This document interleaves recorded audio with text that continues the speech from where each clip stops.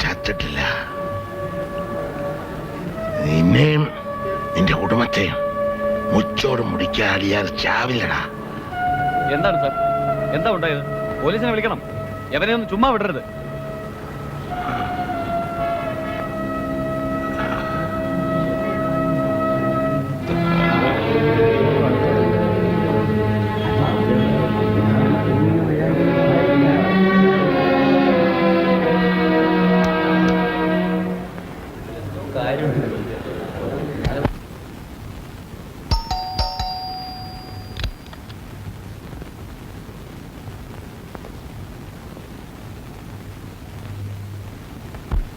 ഹരിദാസ്,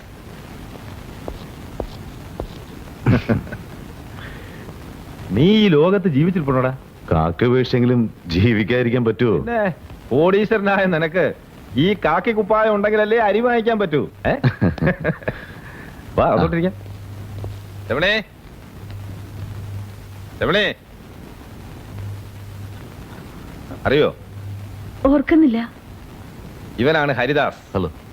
പഠിക്കുന്ന കാലത്ത് എന്റെ താമസം, ഭക്ഷണം, സിഗരറ്റ്, സിനിമ ഒക്കെ എവന്റെ ചെലവിലായിരുന്നു. IAS IPS കിട്ടിയിട്ട് IAS വേണ്ടെന്ന് വെച്ച മണ്ടൻ.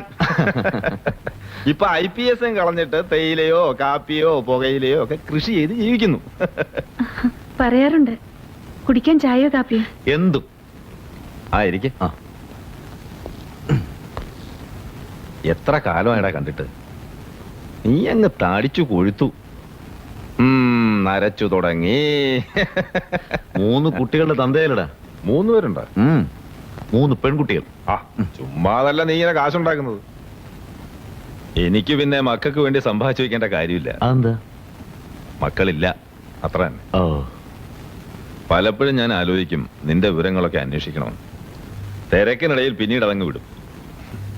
കേട്ടോ രമണി, പണ്ട് ഇവനിവിടെ ASP ആയിരുന്ന കാലത്ത് ഈ ടൗൺ ക്രിമിനൽസിന്റെ കൂത്തരങ്ങായിരുന്നു. എന്നും പ്രശ്നങ്ങൾ. ഇവനാണ് ഇവിടെ ക്ലീൻ ആക്കിയത്, ആട്ടിച്ച് തകർത്ത് തരിപ്പണമാക്കി. അതിന്റെ പേരിൽ എൻക്വയറിയും പ്രശ്നങ്ങളൊക്കെ ഉണ്ടായി അല്ലേ? അങ്ങനെയാണല്ലോ ഞാൻ റിസൈൻ ചെയ്യുന്നത്. ഏതായാലും നീ കാണിച്ചത് മണ്ടത്തരമായി പോയി. ഫൂളിഷ്നെസ്. ലഞ്ച് വേണം. ഇപ്പൊ റെഡിയാക്കാം. നിനക്ക് ഇന്ന് തന്നെ പോണം. അപ്പൊ നീ എന്നെ കാണാനും പഴയ സൗഹൃദം പുതുക്കാനും ഒന്നും വന്നതല്ല? സത്യം പറഞ്ഞ അല്ല. നീ ഇവിടെയാണെന്ന് പോലും എനിക്ക് അറിയില്ലായിരുന്നു. ഒരു എക്സ്പോർട്ടിംഗ് ലൈസൻസിന്റെ കാര്യമായിട്ട് വന്നതാണ് ഞാൻ. ടൗണിൽ വെച്ച് ഒരു ചെറിയ സംഭവം ഉണ്ടായി. ടൗൺ സ്റ്റേഷനിലെ SIയെ കണ്ടപ്പോഴാണ് നീയാണ് കമ്മീഷൻ അറിയുന്നത്. അപ്പോൾ ഇത് പറയുകയും ചെയ്യാം, നിന്നെ ഒന്ന് കാണുകയും ചെയ്യാന്ന് വെച്ചു. എന്താ ഉണ്ടായേ? വലിയ ഗൗരവമായിട്ടൊന്നും എടുക്കണ്ട. ഇന്നൊരാളെന്നെ കൊല്ലാൻ ശ്രമിച്ചു. എന്റെ കുടുംബം മുഴുവൻ മുടിക്കുമെന്നാണ് അയാൾ പറയുന്നത്. ആര്? പണ്ടത്തെ ഒരു ക്രിമിനലാണ്, അലിയാർ.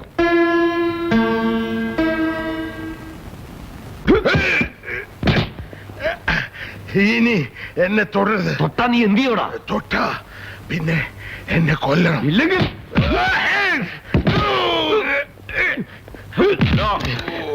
മതി.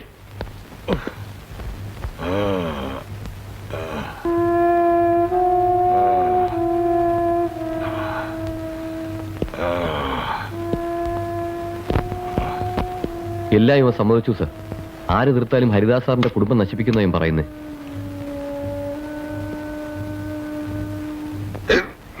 മരിക്കാറായി എന്നിട്ടും കൊന്നു കൊതുകുന്നില്ല. അവനെ പുറത്തു വിടണ്ട. മര്യാദ പഠിക്കുന്ന ഒരു നാട്ട് കേട്ടെ. പുറത്തു വിട്ടില്ലെങ്കിൽ ഞാനിതിനുള്ളിൽ ചാവും, തല തല്ലിച്ചാവും. നിങ്ങളൊക്കെ സമാധാനം പറയേണ്ടി വരും. വെള്ളം കൊടുക്ക സാർ.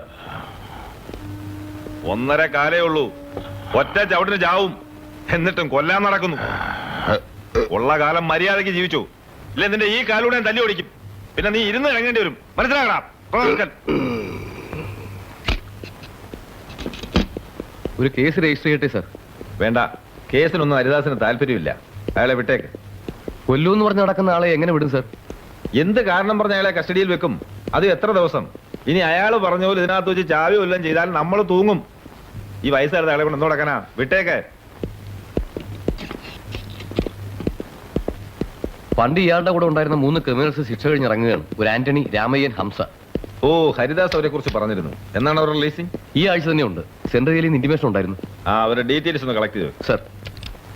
ഇയാളെ പുറത്തു വിട്ടാലും നിരീക്ഷണത്തിലുണ്ടായിരിക്കണം. സർ. ആന്റണി,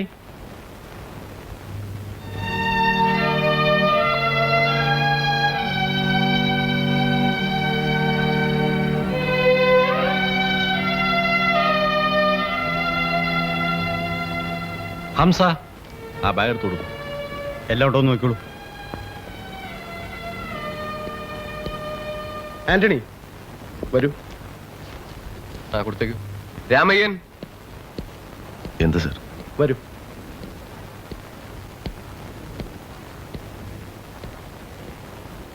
ആന്റണി, ഇനിയെങ്കിലും നല്ല മനുഷ്യനായി ജീവിക്കുക. മനസ്സിൽ നിന്ന് പകയും വിദ്വേഷവും എല്ലാം കളയണം. നിങ്ങൾ ചെയ്തതിന്റെ ഫലമാണ് നിങ്ങൾ അനുഭവിച്ചതെന്ന് വിചാരിക്കുക. ഞങ്ങൾ ചെയ്തതിന്റെ ഫലം ഞങ്ങൾ മാത്രം അനുഭവിച്ച പോരെ? ഒന്നും അറിയാത്ത ഞങ്ങളുടെ കുടുംബാംഗങ്ങൾ അനുഭവിക്കണോ? ഒരു തെറ്റും അവർ ചെയ്തിട്ടില്ല. മറക്കാൻ പറ്റാത്ത കാഴ്ചകൾ ഞാൻ കണ്ടിട്ടുണ്ട് സർ. അത് ചെയ്തവൻ ഒരു ശിക്ഷ അനുഭവിച്ചിട്ടുമില്ല. കഥകളൊക്കെ എനിക്കറിയാം, ഞാൻ അറിഞ്ഞു. കഴിഞ്ഞതെല്ലാം കഴിഞ്ഞു. ഇനിയുള്ള കാലം സമാധാനമായി ജീവിക്കും. ഇനി എന്ത് ജീവിതമാണ് സർ? ഇത്രയും കാലത്തിനിടയ്ക്ക് ഞാൻ ജീവിച്ചത് 3 കൊല്ലമാണ്. എന്റെ സുജയുടെ മോളെയും കൂടെ. സ്വർഗമായിരുന്നു, സ്വർഗം. എന്റെ മോളെയെങ്കിലും രക്ഷിച്ചിരുന്നെങ്കിൽ ഞാൻ ക്ഷമിക്കുമായിരുന്നു. എല്ലാം തകർത്തു. ഞാനതിന് പകരം വീട്ടും. സമാധാനമായിട്ട് ജീവിക്കാൻ ഞാൻ ഇങ്ങോട്ട് തന്നെ തിരിച്ചു വരും. ആന്റണി, സ്നേഹം കൊണ്ടാണ് ഞാൻ പറയുന്നത്. ക്ഷമിക്കണം സർ. ഹംസയും ആന്റണിയുടെ വഴി തന്നെയാണോ? ഞങ്ങളെ മക്കളെ പോലെ എറിയുന്ന ഒരാളുണ്ട്, അലിയാർ ബാബ. എനിക്ക് അങ്ങേരുടെ വഴിയാ. രാമയ്യനും അതെ, ഒരിക്കൽ കൂടി ഞാൻ പറയുകയാണ്, കഴിഞ്ഞതെല്ലാം മറക്കണം. മറക്കാം. നഷ്ടപ്പെട്ടതെല്ലാം ഞങ്ങൾക്ക് തിരിച്ചു തരണം. കഴിയോ?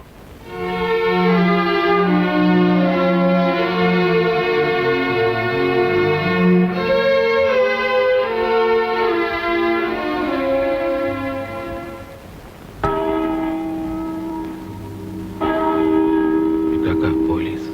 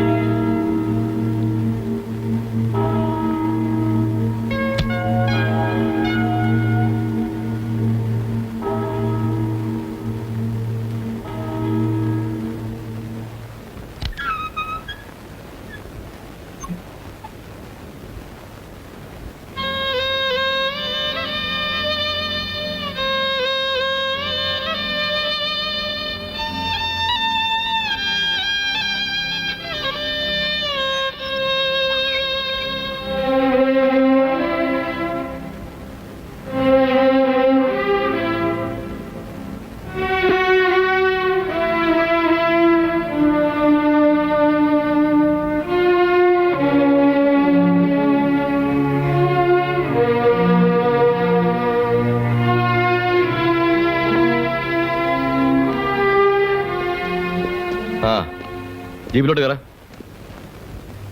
എന്തിന്? അതൊക്കെ സ്റ്റേഷനിൽ വന്നിട്ട് പറയാം. പറയുന്നത് അനുസരിക്കടാ.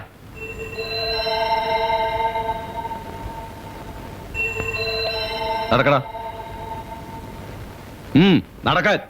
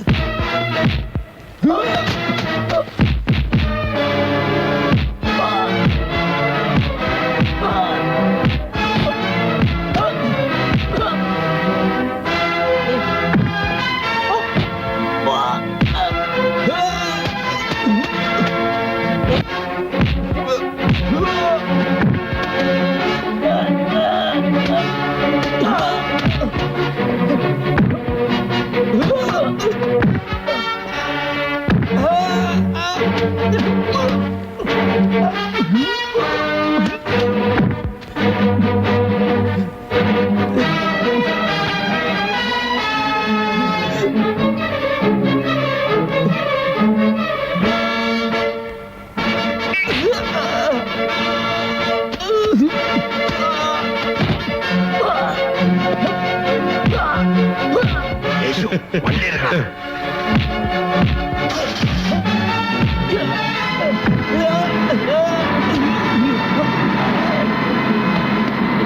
രാമയ്യ,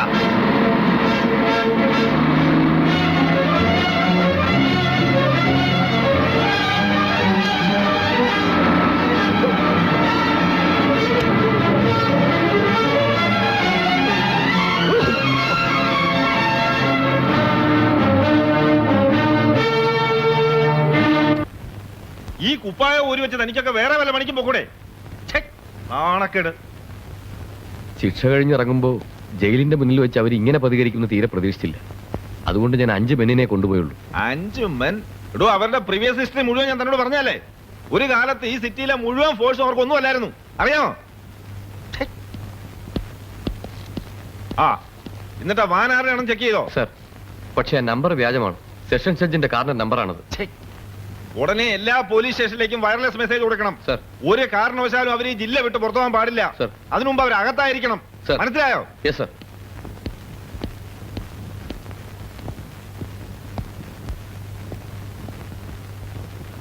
ഹലോ, കൺട്രോൾ റൂം അല്ലേ? ആ, ഇത് കമ്മീഷണറാണ്. നമ്മുടെ ബോർഡറിലുള്ള ചെക്ക് പോസ്റ്റുമായിട്ടൊന്ന് കണക്ട് ചെയ്യണം. ആ, വേണം. ഹരിദാസ് എവിടെയാണെന്ന് അവരറിഞ്ഞിരിക്കുവോ? എന്റെ രമണി, നീ കുട്ടികളെ പോലെ സംസാരിക്കരുത്.